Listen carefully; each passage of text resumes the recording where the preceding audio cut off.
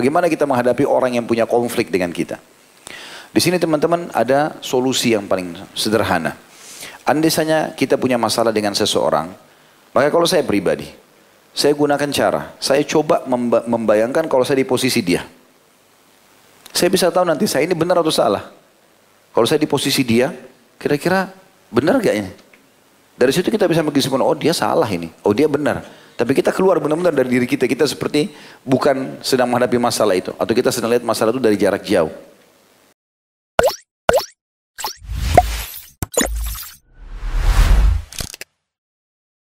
Islam menyuruh kita menjadi orang yang baik. Dan diantara orang yang baik adalah tidak membalas keburukan dengan keburukan. Tidak mengikuti kebodohan orang lain dengan kebodohan. Ustaz, ada orang yang menggibah saya. Jangan ikut gibah. Kalau dia gibah, dia dihukum sama Allah. Tidak ada dosa yang tidak ada hukumannya. Dan kalau kita ikut menggibah, kita juga akan dihukum. Kita difitnah seseorang, lalu kita fitnah juga dia dihukum, kita dihukum. Apakah hanya sekedar untuk balas dendam? Itu bukan sifat kebijaksanaan. Orang yang cerdas, orang yang pintar, orang yang bijaksana tidak akan balas keburukan dengan keburukan. Biarkan saja orang dengan keburukannya, tapi kita jangan ikut-ikutan. Masa kalau ada orang mencuri rumah kita, kita caranya membalas dengan mencuri juga di rumahnya? Kan tidak mungkin. Contoh saja, atau ada orang mencuri sendal kita, kita balas dengan curi sendal juga? Kan tidak mungkin. Maka ini poin penting dulu. Kaidah sederhana, tapi kalau diterapkan kita akan bahagia. Semua keburukan yang terjadi pada lingkungan kita, orang-orang di depan kita, bukan contoh, tetapi pelajaran untuk dijauhi. Jangan dicontohi. Karena banyak orang begitu, dicontohi keburukan. Kalau ada satu keburukan dikemas dengan bagus, dibuat bahan tertawaan, maka dia jadikan sebagai bahan contoh. Ini keliru. Tidak boleh sama sekali seperti itu. Ya. Ini dulu dalam pembukaan kita, dalam syarahnya ini ya. Oleh karena itu teman-teman sekalian, andai saja terjadi sesuatu pada saudara kita muslim, perhatikan beberapa poin ini. Kalau yang terjadi pada dia itu berhubungan dengan masalah dia pribadi. Misal, dia nggak sholat. Dia rusak sendiri. Kita ketemu orang nggak sholat. Kita ketemu orang tidak tutup aurat. Kita ketemu orang apalah, pelanggaran agama. Maka kita masih punya tugas dalam agama untuk meluruskan dan menasihati. Sebagaimana sabda Nabi SAW yang masyhur. Ini poin pertamanya ya. Yang kata Nabi SAW, man ra'a minkum mungkaran falyughayyirhu biyadihi. Siapa yang lihat kemungkaran, dia harus ubah dengan tangannya. Powernya, kekuatannya. Kalau dia punya jabatan, misalnya dia atasan, dia lihat bawahannya ini tidak tutup aurat, tidak sholat, nah dia tegaskan. Dia ancam akan dipecat misalnya dari pekerjaannya. Fa'illam yastati' fabilisani. Kalau tidak mampu, dia haruskan di falyughayyir biyadihi. Kalau fa'illam yastati' fabilisani. Kalau dia tidak mampu dengan tangannya, baru pindah ke lisannya, nasihat. Fa'illam yastati' fabiqalbi. Kalau dia tidak mampu, maka dia dengan hatinya. Wadhalika adhaful iman. Itu selemah-lemah iman. Ini kalau permasalahan itu sedang ada dari diri orang itu sendiri. Sekarang kita pindah ke masalah kalau seandainya dia punya masalah dengan orang lain. Bukan sama kita. Masih sama orang lain. Maka ada namanya islah dzatu bayyin. Memperbaiki dua orang yang sedang ribut. Dan di poin ini ada celah boleh berbohong. Yang kata Nabi SAW, dibolehkan berbohong itu di 3 hal. Maksudnya di sini bukan disuruh orang berbohong, tidak. Tapi kalau terjadi ini, itu masih ada celah dibolehkan mengucapkan. Tapi ulama merincikan. Yang pertama, apabila menghadapi musuh. Kalau kita tertawan oleh musuh, kemudian ditanya berapa jumlah pasukan Islam. Misalnya ada 5.000, kita bilang 50.000 misalnya. Untuk menakuti musuh itu berbeda. Celah itu. Celah yang kedua adalah pujian suami istri. Pujian. Kalau suami antum di sini puji istri, masya Allah, tidak ada wanita tercantik dunia melebihi kamu. Padahal banyak sekali. Atau perempuan mengatakan, masya Allah, laki-laki paling tampan kamu sudah. Padahal banyak sekali yang lebih tampan dari dia. Contoh, apa saja dipuji sama dia, puji-pujian kepada pasangan ini melanggengkan kemesraan dalam rumah tangga. Puji saja, nggak ada ruginya. Bagus, enak, cantik, gagah, walah, buang semuanya, nggak apa-apa, keluarin semuanya. Puji, nggak ada masalah. Maka ini dibolehkan. Ya. Kemudian yang ketiga, tapi ini ingat ya, ini dalam masalah pujian, jangan disalahgunakan. Oh katanya Nabi bilang boleh bohongi istri, maka bohong. Atau boleh bohongi suami demi kebaikan, bukan itu. Nggak ada, ini puji-pujian, memuji. Kalau istri masak, masakannya lebih garam, enak nggak? Enak, padahal asin sekali. Ya. Dan kalian nanti kurangi garamnya ya misalnya, contoh. Nah yang ketiga ini islah dzatu bayin, memperbaiki hubungan orang yang retak. Jadi kalau ada orang sudah sangat retak, sudah jauh hubungan di antara mereka, sudah nggak bisa diperbaiki, kita menengahi di sini, kita bisa menggunakan bahasa-bahasa, tapi bahasa ini sebenarnya bukan terang-terangan kebohongan, tidak. Misal dia mengatakan si A sama si B bertengkar, si A lebih tua, si B lebih muda. Lalu dia mengatakan kepada si A, atau dia mengatakan kepada si B, sebenarnya si A itu merasa bersalah. Tapi karena dia lebih tua, nggak mungkin dia mulai. Lalu dia datang kepada si B, dia mengatakan sebenarnya si A, atau dia bilang kepada si A, si B itu sebenarnya juga sudah merasa bersalah. Tapi dia karena lebih muda, dia tidak tahu harus mulai seperti apa. Sehingga kedua ini kalau ketemu bisa saling memaafkan. Dan kita meniat baik untuk memperbaiki mereka. Sebatas itu. Jangan dikembangkan kemana-mana. Ya.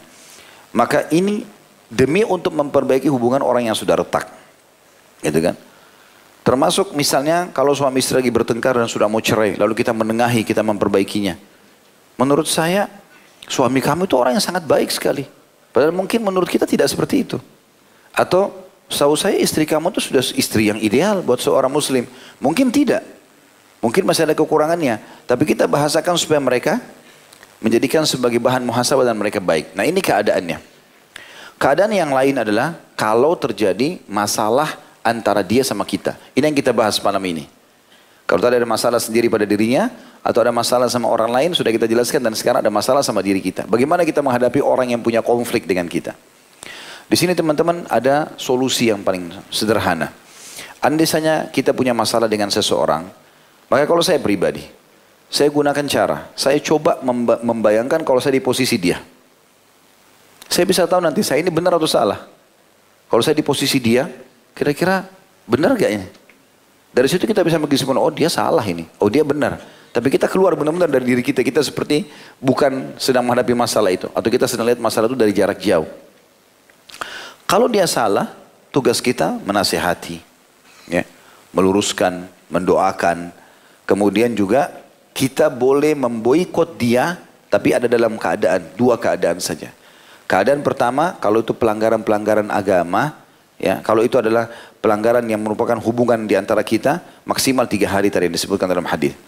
Kalau itu adalah pelanggaran agama, kemaksiatan yang terus-menerus dibuat oleh dia, maka ini boleh waktunya panjang, tidak harus 3 hari. Seperti misalnya, ada orang kita kenal di kantor, atau ada teman kita di kampus, ya, atau partner bisnis kita, kerjanya maksiat. Tiap hari berzina, tiap hari mabuk. Kita udah nasihatin, dia nggak mau dengar. Di situ kita putus hubungan karena kemungkaran yang dia lakukan.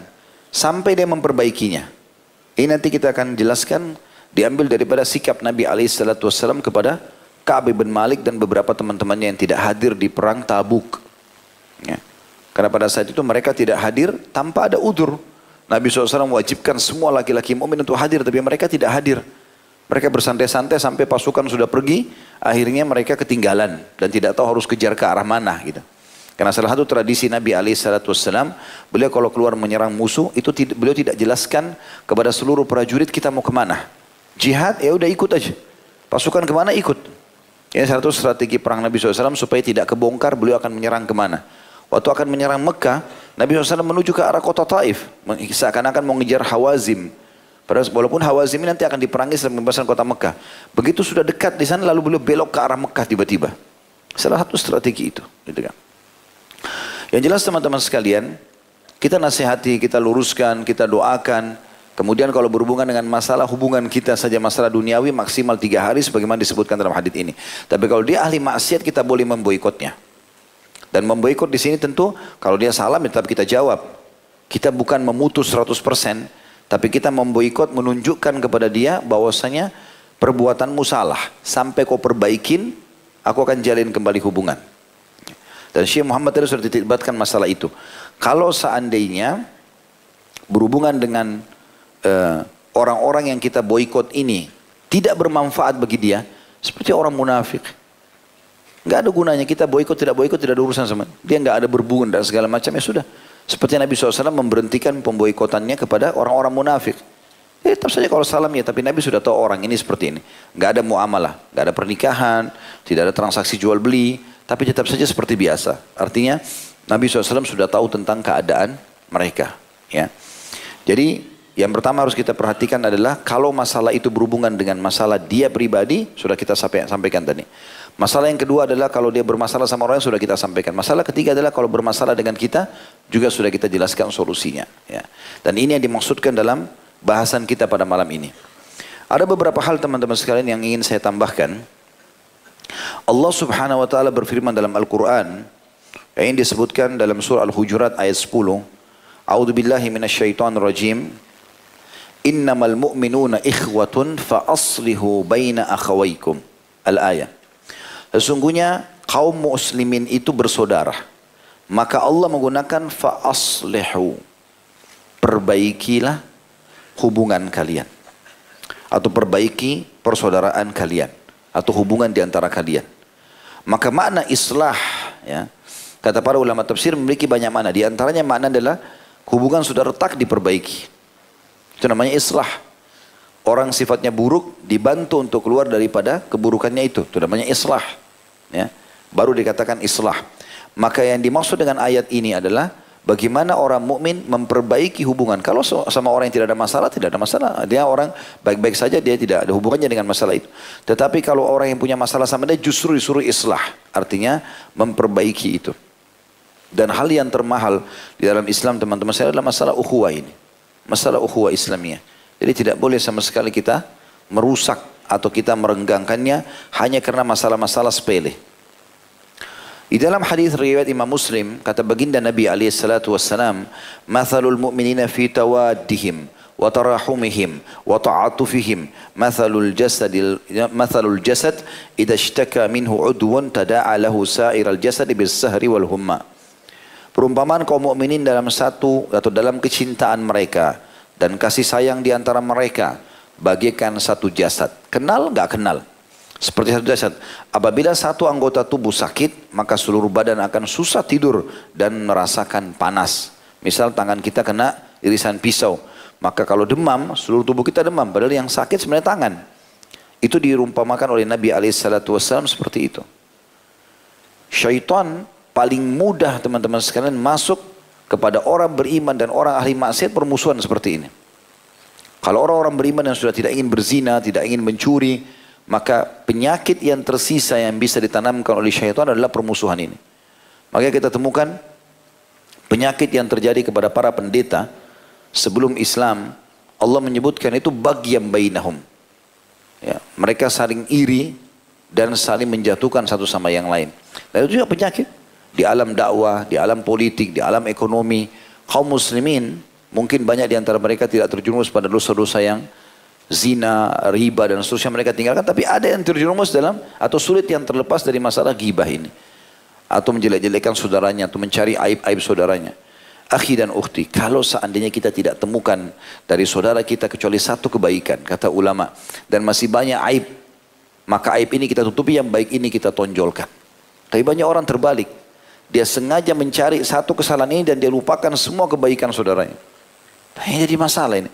Karena kalau kita mau cari kebenaran atau kita mau korek-korek kesalahan, semua kita punya kesalahan. Siapa yang tidak punya kesalahan? Saya pernah mengadakan tablik akbar, judulnya itu Tabayun dan Tasattur. Tabayun artinya cross check kalau ada apa-apa, dan tasattur, tutupin setelah itu. Tabayun tuan teman-teman sekalian kalau ada hubungan sama antum. Saya mau cross check nih, ada hubungan, tanya dulu, hubungan sama saya ada gak? Kalau ada orang lagi ribut, seseorang jauh, jarak jauh, di TV misalnya kita tidak kenal, oh saya mau cross check. Untuk apa? Kita nggak kenal, nggak apa. Gitu. Ada hubungannya sama kita nggak? Kalau nggak ada kemungkaran, kita doakan, ya Allah perbaiki, ya Allah mudahkan, karena tidak ada hubungannya. Jadi kalau mau cross check, karena ini saya dengar di lisan ikhwan dan akhwat kita di pengajian, sudah biasa ini. Kan anak mau tabayun. Tabayun apa dulu? Ada hubungan sama antum nggak? Kalau nggak ada jangan tabayun, untuk apa? Tabayun itu cross check kalau ada hubungan sama kita. Setelah itu pun kalau kita sudah cross check, ternyata sudah ada data-datanya, kita luruskan kalau dia salah, kita minta maaf kalau kita yang salah.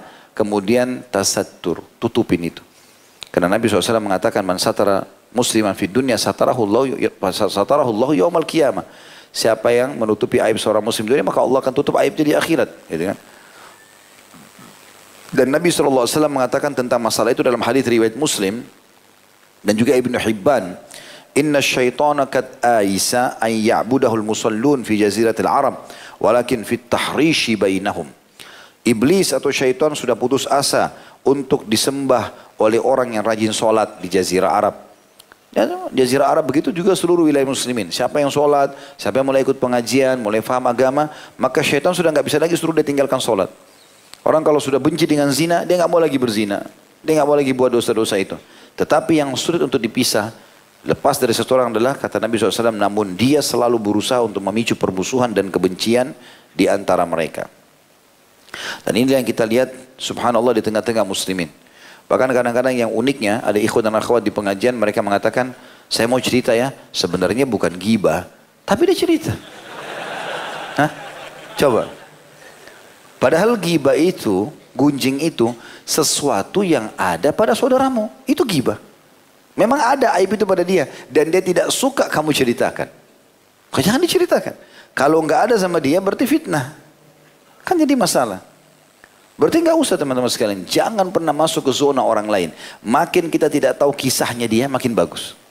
Kalau darurat orang pun cerita, dan kita sudah terlanjur, atau orangnya cerita sendiri masalah rumah tangganya, pekerjaannya segala macam darurat, dan kita rasa kita ahlinya di bidang itu, baru kita mengatakan. Misalnya dia bilang, saya mau tanya, saya mau begini, pendapatmu bagaimana? Begitu dia cerita, kita rasa kita punya, ada ilmu di situ. Baiklah, menurut saya begini dan begitu. Tapi kalau teman-teman mendengarkan temannya cerita, masalah apapun, masalah pekerjaan, masalah rumah tangga, masalah anak, masalah apa saja, dan kita ya tahu kita nggak punya ilmu di situ. Maaf, jangan cerita sama saya, cerita sama ahlinya. Saya nggak tahu. Jangan masuk teman-teman dan jangan berikan pendapat. Kapan antum salah? Oh, memang istrimu itu nggak baik. Oh, memang suamimu itu nggak baik. Cerai saja. Padahal mungkin orang yang lagi cerita ini emosional. Mungkin dia lagi emosi, akhirnya kita terbawa emosi. Dia cerai benar, kita dapat dosanya. Kalau nggak ada ilmunya, jangan masuk di situ. Sedangkan orang-orang yang ahli agama saja, itu diistilahkan dengan mengatakan tidak tahu setengah ilmu. Tidak tahu bilang tidak tahu. Tidak usah menunjukkan diri seakan-akan sok tahu. Gitu. Nah, tidak tahu, tidak tahu. Dan kalau kita pernah sampaikan salah, kita minta maaf dan kita luruskan, selesai. Gitu. Ini poin penting. Teman-teman sekalian, Nabi SAW menyebutkan dalam banyak sekali hadis, ya, seperti mana tadi sudah kita jelaskan, ya, di antaranya tadi hadis tidak halal bagi seorang Muslim. Makna tidak halal berarti hukumnya haram. Dan di sini sebabnya kenapa jadi dosa besar. Untuk memboikot saudaranya Muslim atau tidak menyapa saudaranya lebih dari 3 hari. Kata ulama ini kalau berhubungan dengan masalah urusan dunia. Kalau berhubungan dengan masalah urusan akhirat, urusan agama. Dalam maslahat, misalnya tadi saya sudah jelaskan dia melakukan maksiat, sudah kita nasihatin dia nggak mau dengar, itu berbeda. Akan kita jelaskan nanti pendapat ulama berhubungan dengan masalah itu. Ada 3 ancaman yang berbahaya sekali kalau kita memusuhi saudara kita Muslim. Kadang-kadang orang subhanallah tersinggung hanya karena teman-temannya telat datang, lupa janjinya, hal-hal yang sepele masih bisa ditoleransi. Kemudian dia memboikot saudaranya lebih daripada masalah atau lebih dari 3 hari. Ini yang kena dalam ancaman. Ancaman yang pertama, kalau kita, tadi sudah kita sebutkan tadi, tapi saya ingatkan kembali. Kalau kita memboikot saudara kita, ya, maka ada ancaman tidak akan diterima amal kita. Dan tidak akan dapat pengampunan dosa yang terjadi setiap Senin Kamis. Hadis tadi sudah saya jelaskan dan saya ulangi lagi. Yang kata Nabi SAW, tuftahu abwaabul jannati yaumul itsnain wa yaumul khamis. Ini lafaz yang lain, berbeda dengan sedikit yang kita bacakan tadi. Yang berbunyi, sesungguhnya pintu-pintu surga dibuka setiap hari Senin dan Kamis. Tadi lafaz yang kita sebutkan langsung akan diampuni orang-orang pada Senin dan Kamis. Ya. Fayughfaru likulli abdin la yusyriku billahi syai'a. Maka pada saat itu di Senin dan Kamis akan diampuni semua hamba Allah yang beriman yang tidak menyekutukan Allah dengan sesuatu apapun. Illa rajulan kanat bainahu baina akhihi syahna. Kecuali seseorang yang ada permusuhan dengan saudaranya. Fayuqal, maka akan dikatakan kepada para malaikat, anziru hadaini hatta yastaliha, anziru hadaini hatta yastaliha, anziru hadaini hatta yastaliha.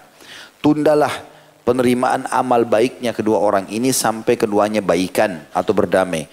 Tundalah penerimaan amal baik dan pengampunan dosa kedua orang ini sampai mereka berdamai. Tundalah penerimaan amal soleh kedua orang ini dan pengampunan sampai mereka berdua baikan. Diriwayatkan Imam Ahmad, diriwayatkan ya Imam Ahmad dalam musnadnya dan juga Imam Malik dalam kitab Muwatta, dan Imam Muslim juga menyebutkan dalam sahihnya. Jadi kalau ada orang musuh kita, jangan kita ikut-ikutan musuh. Karena nanti kalau Senin Kamis amal dilaporkan ke langit, maka tidak diterima amal kita, dan juga kalau ada pengampunan dosa kita tidak diampuni. Tadi sudah dijelaskan oleh Syekh Muhammad, andai saja ada orang yang sengaja memusuhi kita, yaitu dia. Tidak usah kita ikut-ikutan. Jangan balas dengan permusuhan. Ya. Yang kedua, ancaman neraka jika belum damai sampai mati. Sebagaimana hadis Nabi SAW tadi sudah kita sebutkan, la yahillu li muslimin an yahjura akhahu fawqa thalath, faman hajara fawqa thalathin famata dakhalan nar. Tidak halal bagi seorang muslim untuk memboikot saudaranya lebih dari 3 hari. Siapa yang memboikot saudaranya lebih dari 3 hari kemudian dia meninggal, maka dia masuk neraka. Hadis ini riwayat Abu Daud, disahihkan oleh Albani. Kemudian juga dalam hadis yang lain kata Nabi SAW, man hajara akhu sanatan fahuwa kasafki damihi. Siapa yang memboikot saudaranya sampai setahun, kalau lebih dari 3 hari, atau ini istilah setahun artinya sampai bertahun-tahun atau sekian lama, maka dosanya sama dengan dia menumpahkan darah saudaranya. Hadis sahih riwayat Ahmad dan juga Abu Daud. Ya. Jadi yang pertama tadi itu adalah masalah tidak akan diterima amal dan diampuni dosanya. Yang kedua adalah dia akan diancam masuk neraka. Dan yang ketiga, dia seperti menumpahkan darahnya kalau sampai setahun. Jadi 3 keadaan tersebut. Tapi ulama mengatakan, kalau seandainya ada orang memboikot seorang muslim dalam rangka memberikan nasihat kepadanya, karena dia teman dekat, sahabatnya, pasangan hidupnya, maka dia melihat kalau dia boikot, dia diam, dia tunjukkan dia marah, maka ada perubahan terjadi pada temannya, maka itu dibolehkan dalam bentuk dakwah. Karena Rasulullah SAW pernah memboikot 3 sahabatnya, yaitu Ka'ab bin Malik, Hilal bin Umayyah, dan juga Mararah bin Rabi' radhiyallahu anhu ajma'in. Ini karena ketiganya tidak menghadiri perang, tadi saya bilang Tabuk. Sampai Allah subhanahu wa ta'ala menurunkan firman-Nya dalam surah At-Taubah ayat 118. Kurang lebih 50 hari sekian diboikot oleh Nabi SAW. Sampai kata Ka'ab bin Malik, waktu saya mendatangi masjid, maka saya melihat Rasulullah SAW, ya, melihat ke arahku. Kalau aku lihat ke arah beliau, beliau alihkan pandangan.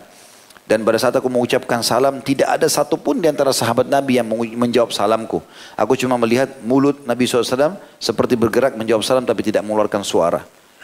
Sampai sudah sekian puluh hari, turun lagi atau perintah lain Nabi SAW, suruh mereka meninggalkan istri mereka. Tidak boleh kumpul sama istrinya. Sampai turun firman Allah SWT, memaafkan mereka. Karena ini perang wajib, hadir.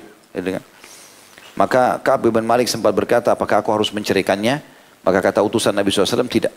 Perintahnya hanya kau berpisah. Disuruh pulang ke rumahnya saja. Sampai turun surah At-Taubah ayat 118 setelah 50 atau 53 hari pemboikatan tersebut bunyinya A'udzubillahi minasyaitonirrajim wa 'alal thalathati alladziina khulifu hatta idza dhaqat 'alaihimul ardu bima rahubat wa dhaqat 'alaihim anfusuhum wa dhannu an la malja'a minallahi illa ilaihi thumma taba 'alaihim liyatubu innallaha huwat tawwabur rahim. Terhadap 3 orang yang ditangguhkan penerimaan taubat mereka hingga apabila bumi telah menjadi sempit bagi mereka. Padahal bumi itu luas dan jiwa mereka pun telah sempit terasa. Serta mereka telah mengetahui bahwa tidak ada tempat lari dari siksa Allah melainkan kepadanya saja. Kemudian Allah menerima taubat mereka agar mereka tetap dalam taubatnya. Maka kata Ka'ab bin Malik, pada saat itu tiba-tiba saja ada seseorang, aku sedang duduk di depan rumahku dan sholat duha. Dan setelah itu ada seseorang atau ada 2 orang yang berlari dari jauh. Yang satu menunggangi unta, yang satu berlari. Yang tidak sempat atau yang berlari ini karena dianggap dirinya tidak bisa segera tiba di arahku lebih cepat. Dia pun naik ke atas pohon kurma untuk teriak dengan suara keras. Yang naik kuda, naik unta lari cepat kemudian turun lalu mengatakan, wahai Ka'ab, berita gembira. Telah turun firman Allah SWT menerima taubat kalian. Maka Ka'ab mengatakan tidak ada hari yang membuat aku lebih bahagia daripada hari itu. Tapi di sini pemboikotan kepada ketiga sahabat ini dilakukan Nabi SAW ada manfaatnya. Efeknya adalah membuat mereka merasa bersalah. Ya. Misal orang tua pada anaknya tidak mau sholat, dia sudah nasihatin tidak mau, dia tahan fasilitasnya. Anaknya ngomong, orang tuanya tunjukkan ada cuek, kayak marah. Dan itu berefek, maka silahkan dilakukan. Ini berbeda, karena dalam pendidikan. Ya. Ini juga mirip dengan masalah hajar atau memboikot istri. Kan itu. Yang Allah sebutkan dalam surah An-Nisa. Kalau perempuan yang nusyud, maka boleh dinasihati dengan baik-baik. Kalau tidak mau, maka dihajar, ya, diboikot, diranjang. Dan juga kalau tidak mau baru kemudian dipukul. Nah hajar sini masuk dalam mirip seperti ini. Hajar istri pun dianjurkan 1 atau 3 hari ya. Kecuali berhubungan dengan, kalau hanya hubungan masalah teknis ya, kita kecewa karena biologisnya dia tidak layani atau apa saja, itu biasa. Tapi kalau sudah terjadi pelanggaran agama, boleh kita memboikotnya sampai sebulan. Sebagaimana Nabi SAW pernah memboikot Ummahatul Mukminin sebulan. Karena mereka meminta naikkan nafkah, sementara nafkah sudah ditentukan oleh Allah, melalui nafkah Nabi SAW ditentukan oleh Allah, dan mereka memprotes masalah itu, minta supaya dinaikkan. Maka Nabi SAW memboikot mereka selama 1 bulan. Pas sudah 29 hari, Nabi SAW bersumpah tidak akan datang menggauli istri-istri beliau.